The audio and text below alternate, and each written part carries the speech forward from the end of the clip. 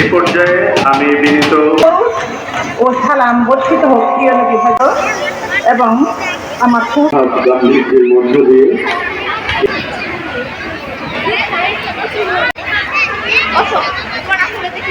সরকারি বালিকা উচ্চ বিদ্যালয়ে সদরের সম্মতি জ্ঞাপন করেছেন শিক্ষার্থীবৃন্দ এবং তৃতীয় হয়েছে ফাতেমা যুগ্ম তৃতীয়, আরেকজন আছে তার অগ্রুপ সপ্তম ও অষ্টম পুরস্কার পাচ্ছে। বলি মারহাবা। আমাদের আরেকজন আপা, সাবেক আপা এবং সাবেক প্রধান শিক্ষক ও প্রধান অতিথি মহোদয়।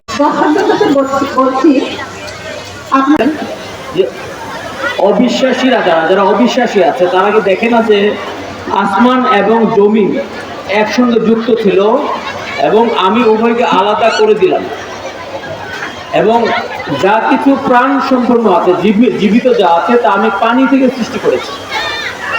এখন এই গত 10 বছর আগে বিগ ব্যাং থিওরি নামে একটা থিওরি, স্টিফেন হকিং নামে একজন বিজ্ঞানী, তিনি বিগ ব্যাং থিওরি দিলেন যে একসময় এই সমস্ত আসমান জমিন একসাথে ছিল এবং আল্লাহ এইগুলোকে আলাদা হয়েছে। দেখেন যে এই কিছুদিন আগেও এই বিষয় সম্বন্ধে মানুষ জানতো না, বিজ্ঞানীরা জানতো না, কিন্তু আল্লাহ তাআলা কোরআনের মধ্যে সেই 1400 বছর আগে আল্লাহ তাআলা কোরআনের মধ্যে বিগ ব্যাং থিওরি বলে দিয়েছে। আল্লাহ তাআলা কোরআনে বলে দিয়েছে সার্বিক সহযোগিতা করবেন। সেই সাথে কর্মকর্তা জনাব আব্দুল্লাহ আল মামুন বাদশা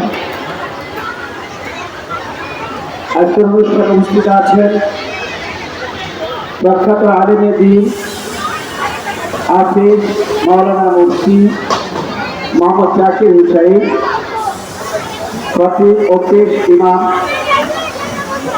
মডেল মসজিদ জামালপুর সদর উপজেলা জামালপুর।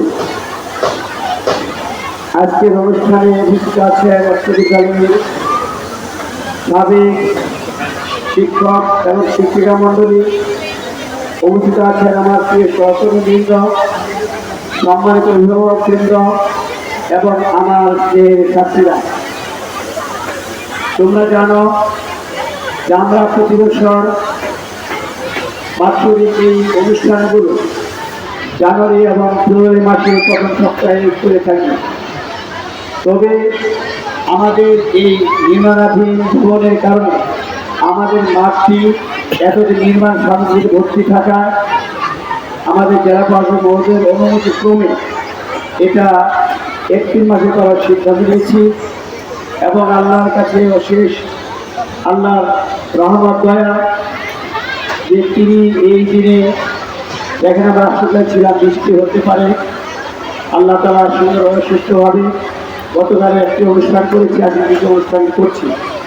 এজন্য আল্লাহ তাআলার দরবারে অসংখ্য শুকরিয়া এবং কৃতজ্ঞতা। সম্মানিত উপস্থিতি, আমরা আজকের অনুষ্ঠানে যাকে প্রধান অতিথি পেয়েছি উনি অত্যন্ত নম্র, ভদ্র, বিশিষ্ট ব্যবস্থাপনা আল্লাহ তাআলা করে দিলেন। সুবহানাল্লাহ। সম্মানিত উপস্থিতি, রাসূল করিম সাল্লাল্লাহু আলাইহি সাল্লামের জীবনের আলোচনা সারা দিনেও শেষ করা যাবে না।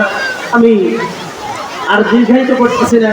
আমি আপনাদের সামনে যে কথাটা বুঝাইতে যেতেছিলাম, আমাদের সামনে যারা উপস্থিত আছেন, শিক্ষার্থী যারা আসো এবং সেই সাথে অভিভাবকরা যারা আছেন, আমাদের সকলের জন্য শিক্ষণীয় আজকের আলোচনা থেকে আমি নিয়ে যেতে পারি কন্যা সন্তানের ব্যাপারে বা নারীদের ব্যাপারে রাসূল করিম সাল্লাল্লাহু আলাইহি সাল্লাম থেকে নিয়ে আমরা আল্লাহর পক্ষ থেকে যে অধিকার, যে আদেশ, যে নিষেধগুলো আমরা পেয়েছি সেগুলো আমরা জানার চেষ্টা করব।